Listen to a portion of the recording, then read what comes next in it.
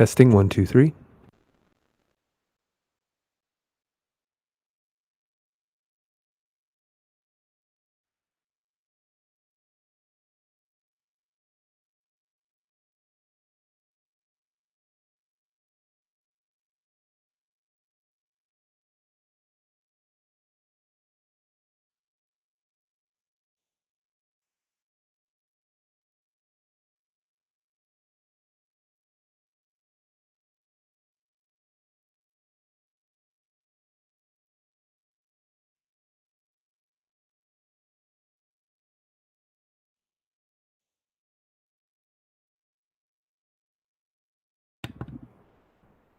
Hey, good evening, everybody. My name is Dr. Nathan Thompson with the Wellness Way, Yorkville. I know I tried to do a sound check before, but if you can hear me okay, just go ahead and give me a thumbs up. I know we've had some problems with our sound in the past. If you're watching, say hello. Let me know where you're watching from. And if you can hear me okay, also leave me a comment too. All right, guys. So tonight, one of the things I want to go over with you is the most important nutrient for breast health. So a lot of people don't know, but start leaving that in the comments. What do you think some of the most one of the most important nutrients for breast health is? And I imagine probably a lot of people will actually get this wrong, especially. So if you are watching right now, make sure to say hello. Let me know also where you are watching from. I always love to see where people are watching. All right, so it looks like that we actually have sound from YouTube. That's really awesome. Thank you for replying. The most important nutrient for breast health. If you know what that is, go ahead and leave that in the comments right now. I'm going to go over it in just a second, but I'm going to go over a fascinating article from the Journal of Cancer that talks directly about this. And guys, if you are watching, you're from the Chicagoland area, and you want to work with us directly, make sure that you register for our next inflammation event. This is Tuesday, August 27th. So this is tomorrow, 6 o'clock p.m. So if you're from the Chicagoland area, make sure to register for that. This is an in-person event. This is not a Zoom. This is not a webinar or anything like that. Currently, right now, we're only working with people in person just because that's what our schedule actually allows.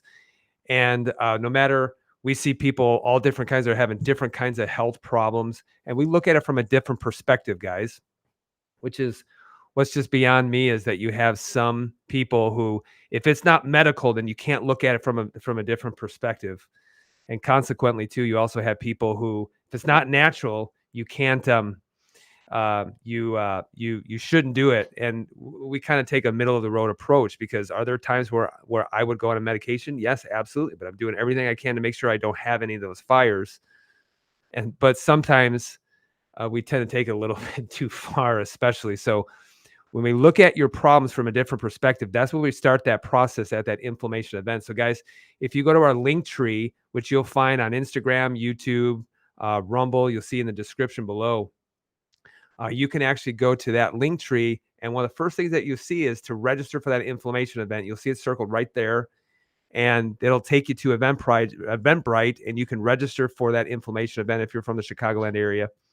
And you can register for it. Take you about 60 seconds to do that. We'll see it tomorrow night at 6 o'clock sharp p.m. We start right on time. And please be early to that event, especially. We put a lot of work into that. And we also want to be very, very respectful of everybody's time. So make sure you are on time to that event. Now, the other thing is, too, so you guys, if you didn't know, the Wellness Way just released a brand new cookbook, and it's called From Scratch. Christy Flynn, which is Dr. Patrick's wife, and also Dr. Alex Fennelly co-wrote this book. And it's an awesome, awesome recipe book. And you can actually order that now. If you go to our link tree, you'll see the link to actually order that book. Just put 5058 at checkout, create an account, order the book, and you'll be able to get that book shipped directly to you. It's an awesome, awesome book. I know this firsthand. I know I've been able to see the book. We're also carrying it in the office. But if you can't get to the office and you want to order that book, you can order that book from scratch right from the Wellness Way store as well. And speaking of which, too, we also, if you're from the Chicagoland area and you want to schedule your thermography, because I know people ask me all the time, what do you think about thermography? I'm a huge fan of thermography, only because I always tell people, wouldn't you want to see changes in your breast tissue before it could potentially be diagnosed as a cancer? So this is why when we look at things like Dutch testing, when we also look at thermography and things like that, Cindy Stroba from Illinois Thermography will be in our office coming up Thursday, September 12th.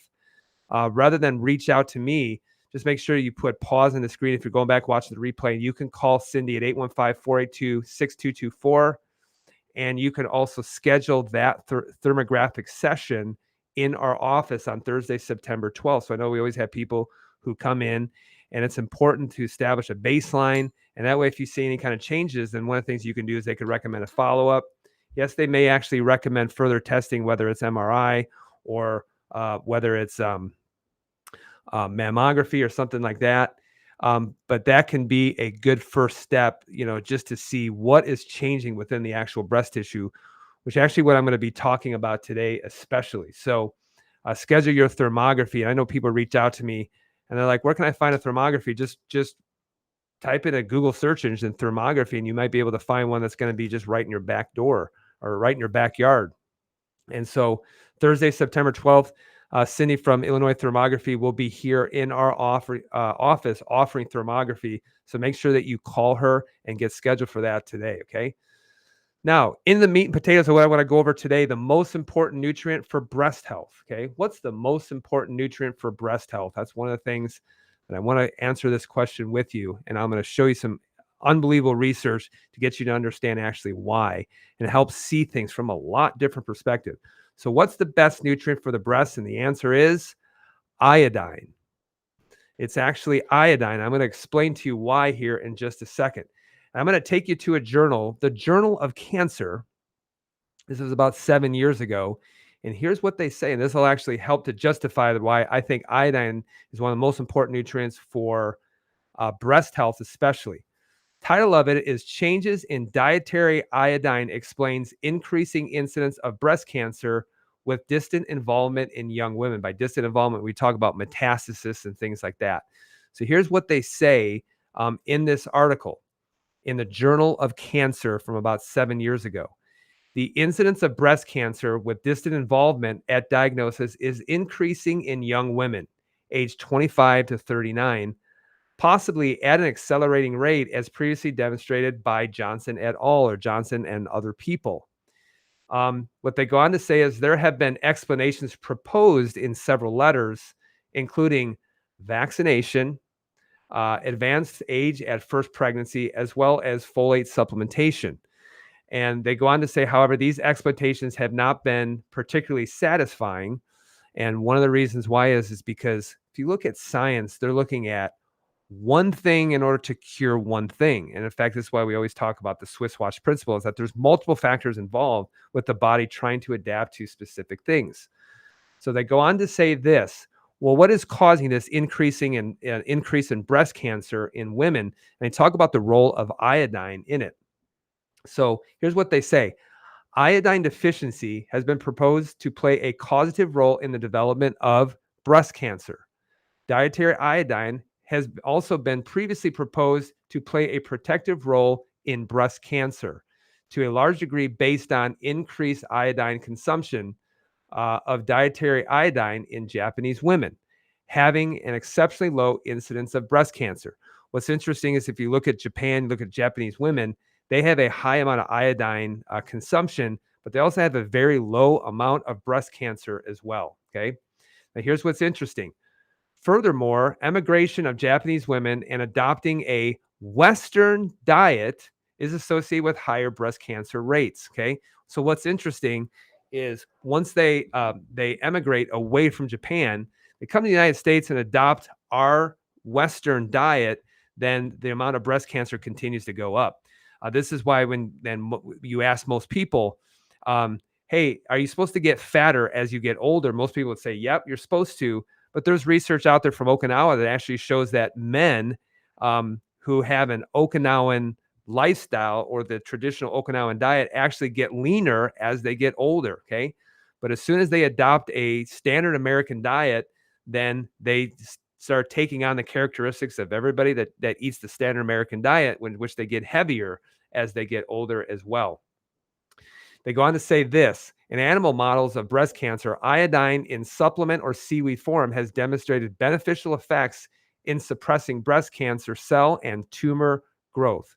They go on to say this: increased iodine demand in women is likely due to the increased uptake of iodine in breast tissue, in addition to the thyroid gland. You probably have heard of iodine in thyroid gland is what it's needed in order to make thyroid hormone. In fact, T3, T4 is just basically the difference between the two is the amount of iodines that is attached to tyrosine. So, where iodine plays a role in the development and maintenance of healthy breast tissue, and that expands after puberty, which means you hit puberty and a woman becomes cyclic, her demands for iodine actually goes up in order to develop healthy breast tissue.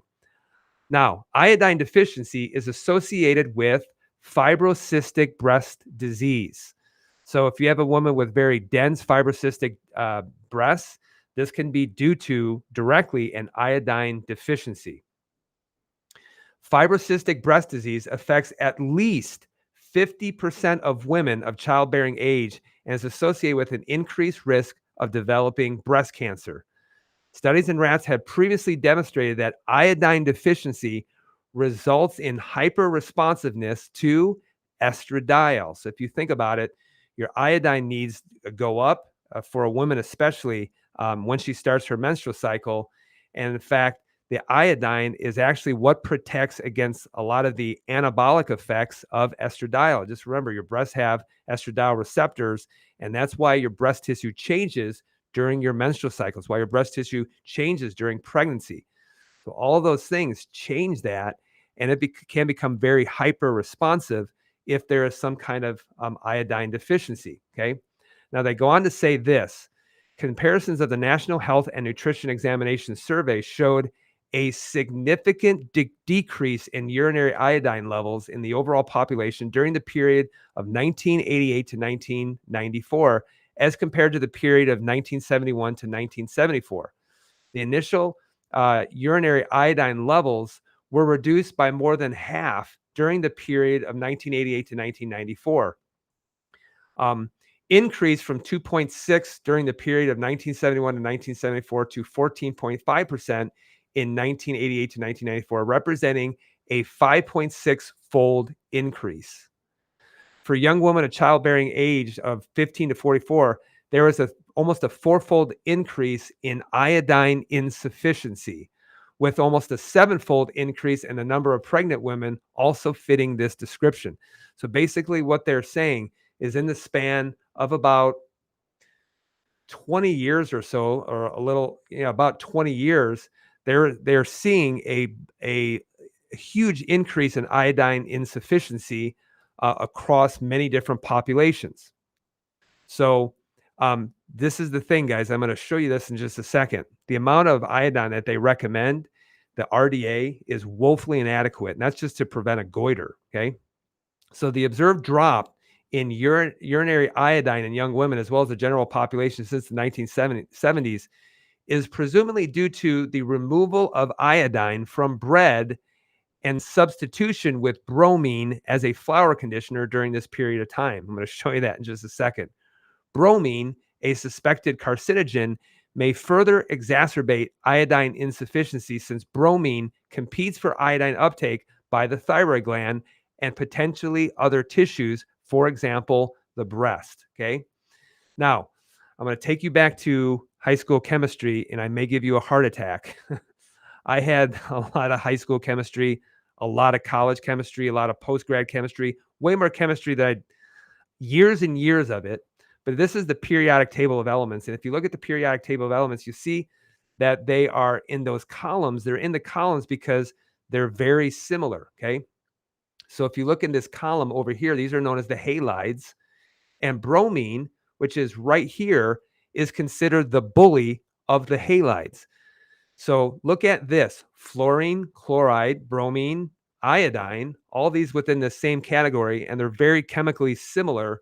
The thing is that bromine will compete with iodine in order for uptake and absorption in the tissues that require iodine. This can be the breast tissue. This can be the thyroid tissue, which is why when we talk about things like Fluoridated toothpaste can potentially be bad because it competes with iodine, chlorine, or drinking chlorinated water, or swimming in a pool, or indoors in a warm pool, which there's a lot of chlorine gas. That can compete with iodine absorption, particularly at the thyroid gland, also in the breast tissue. And this is why, guys, bromine used to be, and they're taking it out of some foods, but if you've ever heard of brominated vegetable oil, or BVO, this was in a lot of citrus flavored drinks like Mountain Dew, orange flavored drinks, things like that. And they realized that, gosh, if I keep having so much bromine, is that I'm interfering with the absorption of iodine in some of these target tissues, in which these tissues need this in order to be healthy. So this is why, guys, things that are chemically similar to iodine really should be avoided. And this is going to include fluoride, chlorine, bromine, because it competes with the absorption of iodine. Okay. So um, moving on, one of the biggest things I want you to know is this, guy, is the RDA, or the recommended daily allowance for iodine, is 150 micrograms per day. Okay. And the reason why, guys, they come up with RDA is because they realized is that if we just get the RDA, we'll avoid this disease. And the RDA for iodine, 150 micrograms a day. And by the way, if you're pregnant, if you're nursing, if you're a woman, those needs can go higher or lower depending on those situations. But the RDA for iodine is to merely avoid a goiter, and it's not for optimal health. Okay, if you don't know what a goiter is you start getting growth of the thyroid tissue, and so they found that, hey, if you get 150 micrograms, then you can avoid a goiter. But the problem is this: is that you can be goiter free, and you can still have breast cancer. So when they're talking about iodine, they're just saying the RDA. And in fact, most doctors are saying you shouldn't get more than the RDA, but there's a difference between the RDA and optimal health. There's a big difference between the two. Because I know a lot of women that get breast cancer, but they also don't have a goiter, which begs the question, do we need to be getting more? So iodine is very important if you actually look at this study for breast health. And yes, you actually do need it for healthy thyroid health, as well. But what are some of the best sources of iodine? Okay. What are some of the best sources of iodine?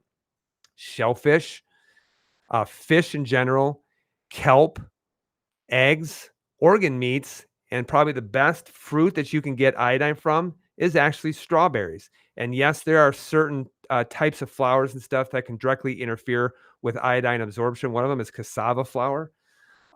But you can get your iodine from foods. Okay.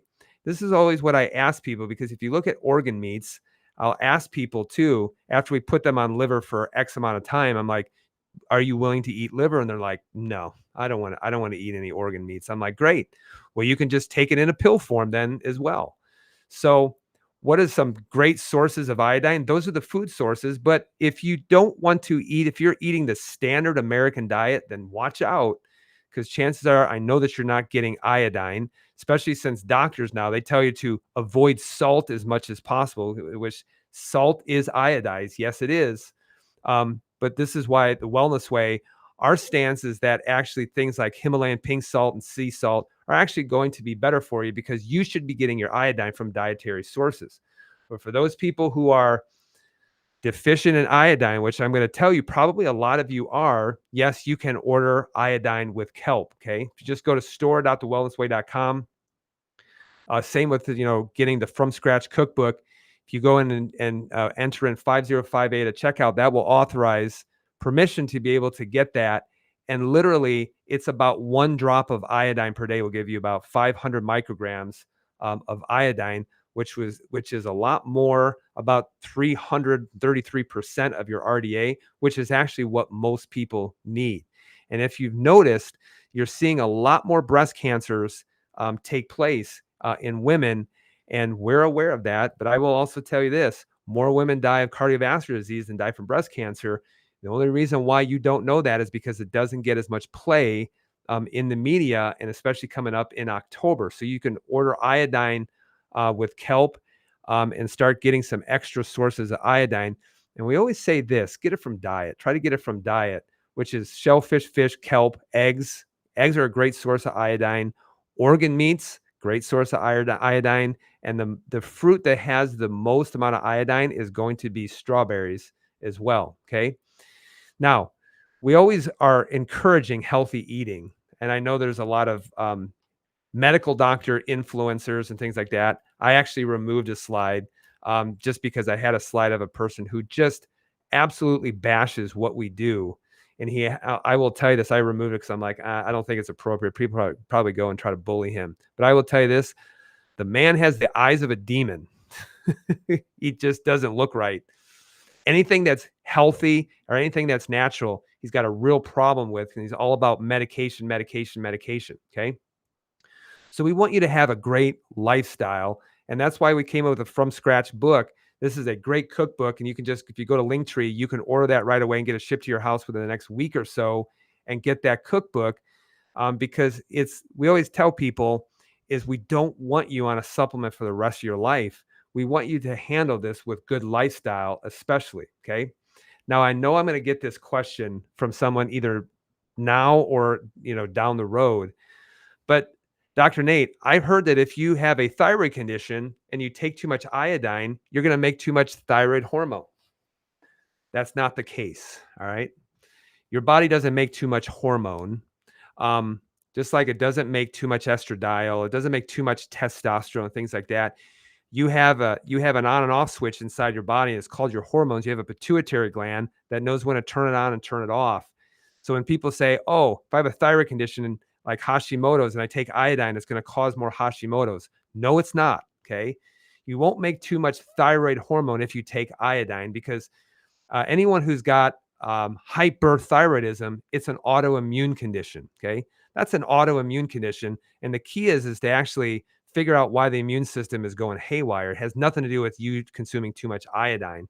Or I've seen where people have a pituitary tumor that's secreting specific hormones, and that's the thing. So if you have any kind of increase in any kind of hormones, whether it's cortisol or whether it's thyroid hormone or something like that, that's an autoimmune condition, or it can be even a pituitary tumor that could be taking place. But too much iodine is not going to make you produce too much thyroid hormone. Okay. I don't care what all the influencers say. It's just not true. So coming up, guys, Tuesday, August 27th. Gosh, this is tomorrow. We're going to be doing our next in-person inflammation event. I think we already have 12 or 15 people. I'll have to check already registered for. So if you are from the Chicagoland area, you can register for that inflammation event. This is an in-person event. Just head right on over to our Linktree page, and there's a link to register for it at the very top. So that's going to be tomorrow, Tuesday at 6:00 p.m. This is an awesome event, guys. I get really excited about this because I share my life. I share my story as well, and it has an incredible ending to it as well. And then on top of that, guys, when we're talking about breast health and iodine, we have Cindy from Illinois Thermography, who's going to be doing thermography in our office. That's Thursday, September 12th. And you can just pause this video and get the number 815-482-6224 and be able to schedule that with her in our office. This is why we always say thermography is a great thing in order to look at changes within the breast tissue even before a doctor can diagnose it as breast cancer. And you need to establish a baseline of exactly where you're at. If you see something that's abnormal, you can, yes, still get other testing that's going on. But this is a great way in order to figure this out and start to see changes in physiology before it becomes something that you have to go to drastic measures for as well. So the most important nutrient for breast health, guys, it's iodine. And if you're catching this late, make sure you watch the rest of it. I talked about the study of iodine and why so many people are considered iodine deficient, particularly women, and why they are iodine deficient, especially. So that way you can go back, you can start paying attention, and you can start improving your lifestyle to make sure that some of these things, these fires don't start, because no one wants a fire. No one wants a fire. And this is why, how many times have you gotten a normal test from your doctor? And I'm like, well, that's because doctors are only testing for fires, but they're not really testing for causes. And that's the difference between what we're testing for and what a lot of other testing that takes place as well. So the most important nutrient for breast health, in my opinion, is iodine. And go back and watch the study that I just talked about as well. Now, next week, I believe I will be live as well. I know that it's Labor Day weekend, so I'm trying to decide if I go on Monday night or maybe Sunday or something like that. But here's what I was thinking about, because I've had not a lot of people just in the last week ask me about this. Dr. Nate, what's the worst shoes for your feet? And I should talk about the feet and why they are so important for your health and for your longevity. Okay. Once you lose the feet, you start losing balance, you start losing a lot of things, and it just goes downhill from there. So I'll put that together probably over the next weekend, and I'll talk about the worst shoes for your feet. And you know what the worst shoes for the feet, I believe, are? And it begins with an H, and fill it in the comments below. Okay. So the worst shoes for your feet. So guys, if you enjoyed this video, make sure that you comment, make sure you say hello, let me know where you're watching from. And also make sure you share this video. Make sure you follow us, whether you're on Facebook, whether you're on Rumble, or whether you're on YouTube. I always enjoy hearing from people, and I always appreciate the follows as well. Make sure you follow us. Make sure that you share this video as well. Yes, Eileen. Yep, you are absolutely right. And I'll try to go back and answer some questions that people might have on this video. But next week, the worst shoes for your feet. And I'll say, here's how your feet should function. And here is how your shoes, how they should fit and things like that. I know that a lot of people that are slaves to fashion are doing a lot of bad things when it comes to their feet, doing a lot of things that are deconditioning their feet, especially. So guys, if you like this video, please share it. And also, guys, make sure that you follow us too. Be well, guys. Be blessed. Remember, iodine is extremely critical for a lot of different functions. Yes, the thyroid, yes, but also for the breast as well. So make sure that you guys change it, get on it, and also remember who you are. Guys, be well, be blessed. I hope you have an awesome week, and we will talk to you guys very soon.